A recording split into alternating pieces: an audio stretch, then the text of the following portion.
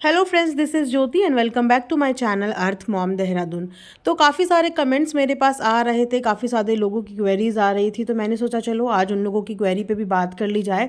Because ऐसी चीज़ों का समटाइम्स जवाब देना ज़रूरी हो जाता है, वरना एक से दो, दो से चार कब हो जाते हैं हमें पता भी नहीं चलता। सेम अंकल आंटी का कहना, जैसे कि उन्होंने अपने कल की लाइव सेशन में ये बात बोली थी कि क्यों आखिर छोटी बहू को इतना ज़्यादा टारगेट किया गया, क्योंकि चार लोगों ने बोला, चार लोगों की देखा देखी 400 लोगों ने बोला, उसके बाद सारी जगह जिस तरीके का माहौल फैल गया, उसके बाद उस चीज़ों पे से पर्दा हटाना आज भी उनके लिए काफ़ी ज़्यादा डिफिकल्ट हो रहा है। हालांकि वो अपनी हर लाइव में, हर व्लॉग में ये सब चीज़ें क्लियर करने की कोशिश करते हैं कि इन सब चीज़ों के बीच में छोटी बहू का कोई भी हाथ नहीं है, उसकी कोई भी गलती नहीं है। She is innocent, she is innocent. वो काफ़ी बार ये सब चीज़ें बोल चुके हैं, लेकिन अभी भी काफ़ी ज़्यादा ऐसे लोग हैं जो इस बात को मानने को तैयार ही नहीं है। खैर, इन सबसे परे अब लोगों का एक और क्वेश्चन खड़ा हो रहा है। जैसे कि आप जानते ही हो कि आंटी की सर्जरी हो चुकी है और इस समय उन्हें 10 से 12 दिन के लिए बेड रेस्ट पे बोला गया है।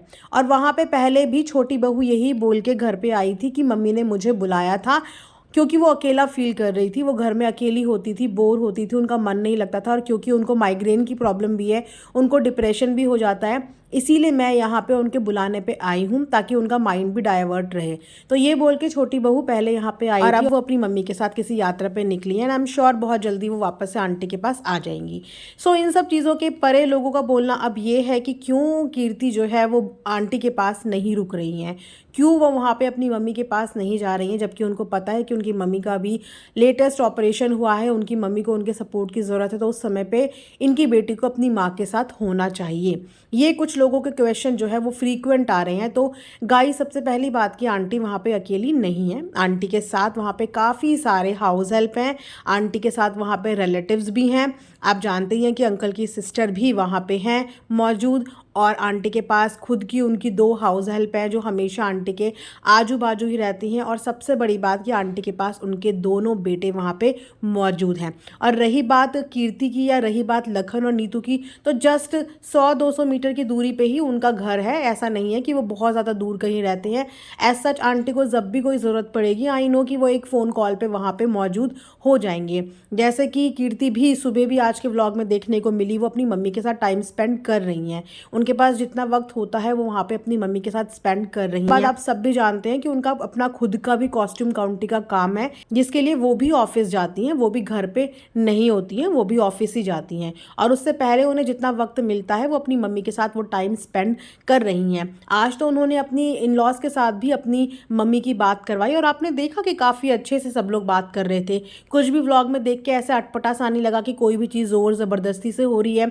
कीर्ति अपनी मम्मी से बहुत प्यार से बात कर रही हैं, आंटी अपनी बेटी कीर्ति से बहुत प्यार से बात कर रही हैं, अंकल कीर्ति को बार बार गले लगा रहे हैं। तो देख के ऐसा कुछ भी नहीं लग रहा है कि अभी किसी के भी बीच में नाराज़गी है। और रही बात कि कीर्ति आंटी के साथ क्यों नहीं है, तो कीर्ति के भी कुछ अपने वर्क कमिटमेंट्स होंगे, और नीतू और लखन के पास वहाँ पे फैमिली का कोई भी मौजूद नहीं है। हालांकि उनके पास उनकी एक अच्छी खासी टीम है, लेकिन फैमिली के नाम पे उनके पास वहाँ पे सिर्फ कीर्ति ही है। और यहाँ पे आंटी अंकल के साथ फैमिली के सभी मेंबर्स मौजूद हैं। इनफैक्ट लखन और नीतू भी एक टांग पे आंटी के लिए एनी टाइम अवेलेबल हैं।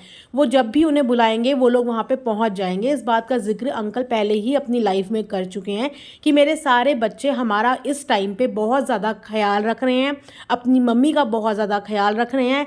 सबके सब मम्मी की तबीयत के बारे में भी पूछ रहे हैं, रोज आके उनके हाल चाल भी पूछ रहे हैं। अब बात वही होती है ना कि देखिए, काम कभी रुकता नहीं है।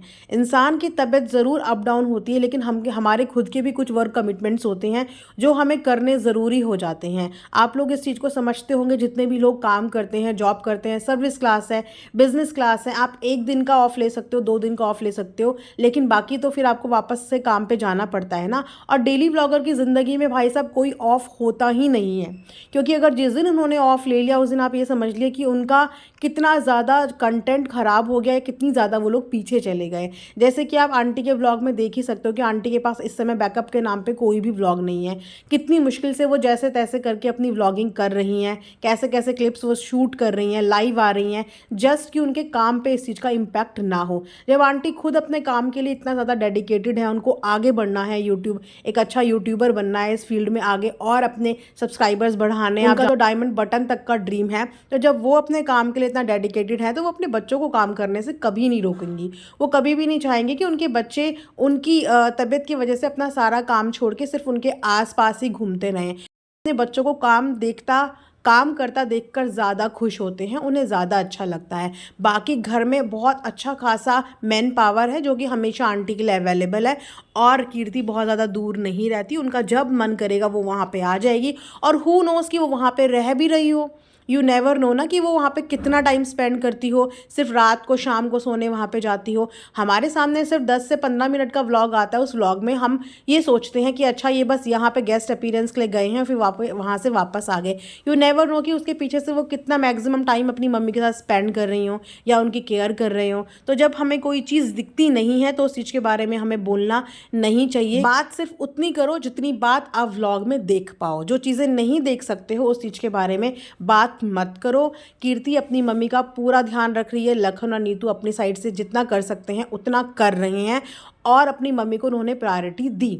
इतनी सारी कंट्रोवर्सी के चलते हुए भी जब उनको पता चला मम्मी का ऑपरेशन है, सबके सब विदाउट एनी सिंगल थॉट, कुछ और एक्स्ट्रा थॉट के छोड़ के वो सीधा के सीधा सबके सब हॉस्पिटल में गए और आपने लाइव में सारी फैमिली को एक साथ देखा है। और सबसे बड़ी बात, जब बोलते हैं ना जब मियाँ बीवी राजी तो क्या करेगा काजी, तो भैया वही बात है। जब मम्मी पापा को कोई प्रॉब्लम नहीं है, जब बच्चों को अपने पेरेंट्स से कोई प्रॉब्लम नहीं है, पेरेंट्स बच्चों के साथ सारा पैचअप कर चुके हैं, तो अब किस बात के कमेंट्स करके आप लोग इतना एक्स्ट्रा सोचने लगते हो या इतना ओवर रिएक्ट करने लगते हो। तब आप इतना सोचिएगा जब फैमिली का कोई मेंबर इस तरीके की स्टेटमेंट आपको दे। फिलहाल जब तक फैमिली का कोई मेंबर कुछ आपको नहीं बोल रहा है, तब तक आप लोग अपने एंड पे कुछ भी बोल के उनके दिमाग में ये सब चीज़ें फिट करने की कोशिश मत कीजिए। क्योंकि क्या होता है ना, हम जो चीज़ें सोचते भी नहीं है और कमेंट्स में अगर बार बार वो चीज़ें आती हैं तो सामने वाला के दिमाग में एक बार वो थॉट आ ही जाता है कि अच्छा इसने ऐसे बोला, तो वो सोचने लगता है। तो अगर हम लिखेंगे ही नहीं तो वो सोचेंगे ही नहीं, वो सोचेंगे ही नहीं तो फैमिली में कोई प्रॉब्लम ही नहीं होगी।